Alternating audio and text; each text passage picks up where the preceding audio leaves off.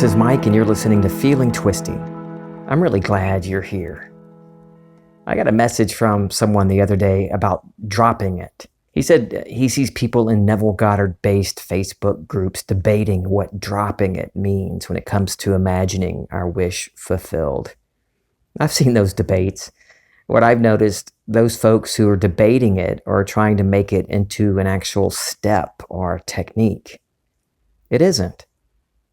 Neville uses the term frequently in his lectures. I'll read a couple of quotes from one of those lectures. In the New Christology, Neville says, "In the 10th chapter of John, we are told that the Good Shepherd goes forward and his sheep follow.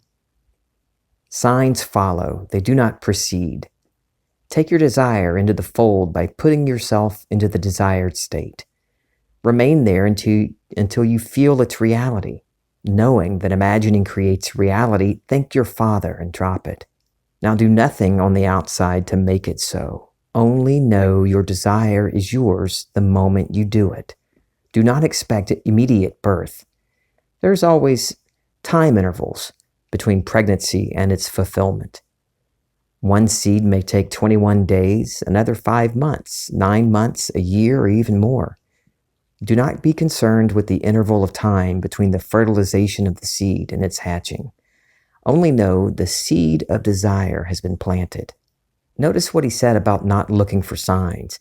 Any signs will always follow the state I'm in. If I am in a state of poverty, but hoping for signs of wealth being on its way, I'll be waiting a very long time. I must occupy the state of wealth, and the signs of my state will follow. They always follow. Look at your state of poverty. Aren't there signs of poverty all around you? They're following your state. The same for illness and broken relationships. He also says, knowing that imagining creates reality, thank your Father. That's your imagination, your dimensionally greater self, and drop it. He means just leave it alone. Trust your imagination to objectify the state you have already occupied in imagination. In the same lecture, he says, knowing what I want, reason may tell me I can't get it, and my senses may deny that I have it. But believing that my own wonderful human imagination is Christ, and trusting myself, I assume I have it and drop it right there. I do not concern myself with what means will be employed for me to get it. I simply believe I already have it. I assume I have it and drop it right there. I drop worrying about it and thinking about how badly I want it and how wonderful my life would be if only I could have it. Oh, if I'd only have some money and not have to work, or if I could only feel better one day maybe. I've placed my order, so to speak, and I go about my days and nights knowing that it's done. I live and move and have my being in the state of my wish fulfilled. My actions, reactions, and thoughts will be from the new state. If they're not, then I'm not in that new state. If I moved into a state of financial freedom and find myself still freaking out when I get a bill, then I'm not in the state of financial freedom. And I'm not talking about faking it until I make it. God is not mocked. My awareness of being is not mocked. I cannot fake it and expect to actually make it. Once I successfully move into and occupy a state, the feeling of lack or want for the thing automatically drops away. Neville never meant to drop your desire as in giving up on it. Give up on your desires, or to get rid of desires. So you have a desire. There's something that your present state doesn't have that you want. If I am dwelling in a state of poverty, then money is what I want because I'm lacking it. That state lacks the money I need. Right then, assume the feeling of that desire fulfilled, already true for you. One simple way is to imagine a little scene that implies your wish is fulfilled.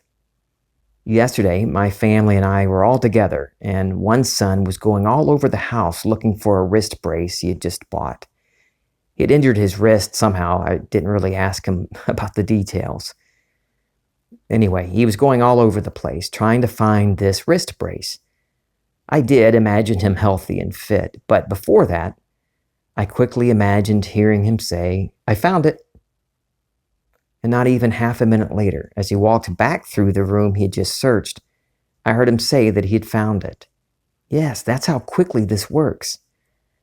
Now, some of you may say, "Well, Mike, he just didn't see it the first through fourth times that he looked in that room, and it's just a coincidence that he found it so quickly after you imagined him finding it." Come on, Mike, be rational. I used to see it like that too, but I'm not a rational person. In fact, I'm absurdly irrational.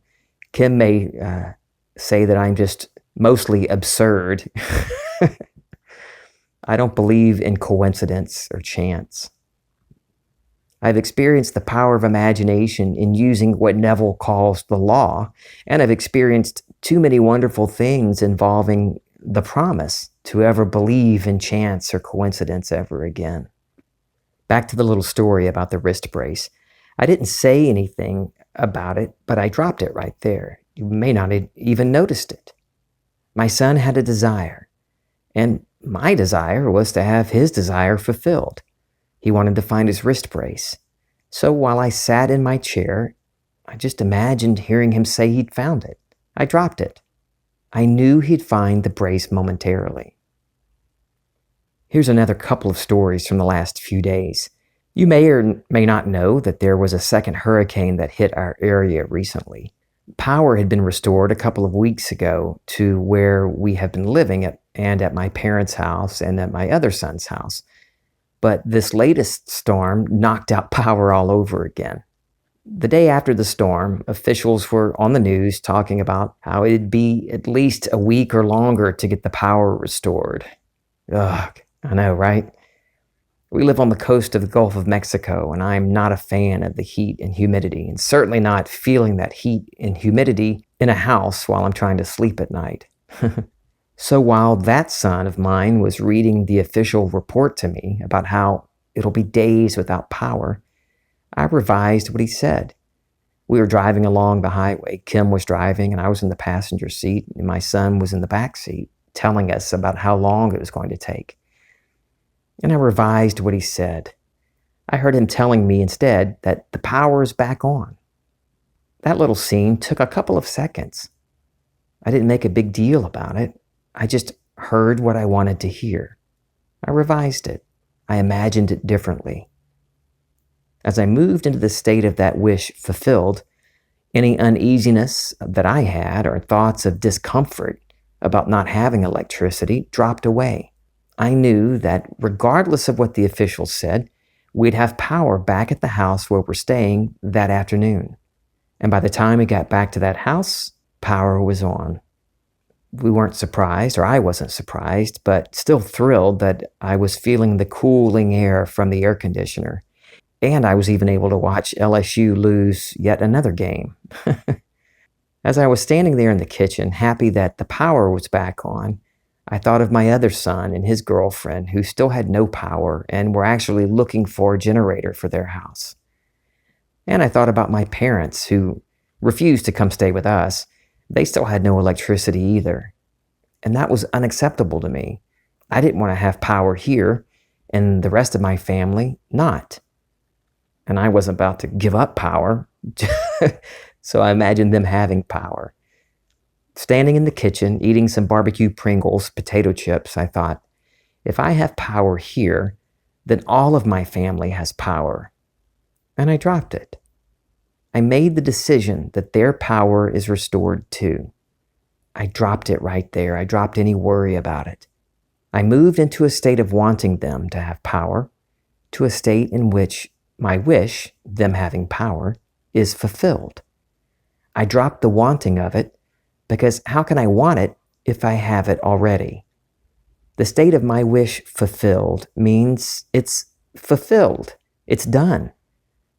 I have what I want, so I cannot keep wanting it if I have it. I've dropped the want. That's part of the state I just left behind. 5 minutes after I decided that they have power, I got a text from my son telling me they have power and internet. And an hour later, I got a text from my father telling me that their electricity had been restored as well. Here's one more story. I think I've mentioned before that we're staying with my son and his wife since Hurricane Laura. Yesterday afternoon, Kim and I were resting in our room while Chandler and Hannah were making a gumbo in the kitchen. Suddenly, everything shut off. We lost power again. Chandler wasn't very happy. He was a couple of hours into making the gumbo, but it wasn't ready yet. I didn't budge off my spot on the bed.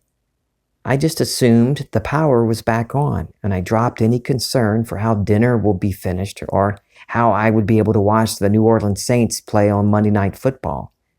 Within 15 minutes, the power was back on.